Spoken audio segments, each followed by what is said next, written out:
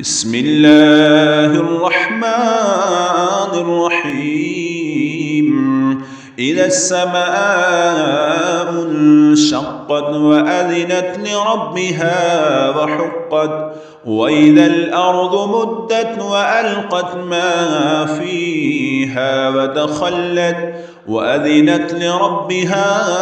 وحقت يا أيها الإنسان إنك كادح إلى ربك كدحا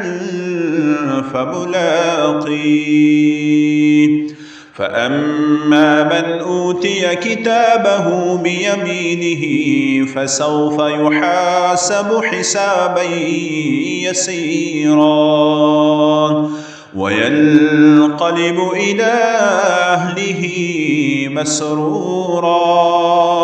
وأما من أوتي كتابه وراء ظهره فسوف يدعو ثبورا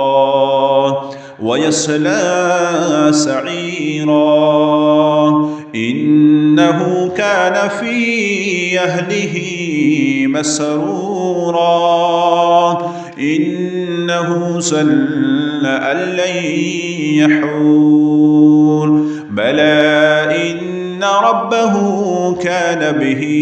بصيرا فلا أقسم بالشفق والليل وما وسق والقمر إذا اتسق لتركبن طبقا عن طبق فما لهم لا يؤمنون وإذا قرئ عليهم القرآن لا يسجدون بل الذين كفروا يكذبون والله أعلم بما يوعون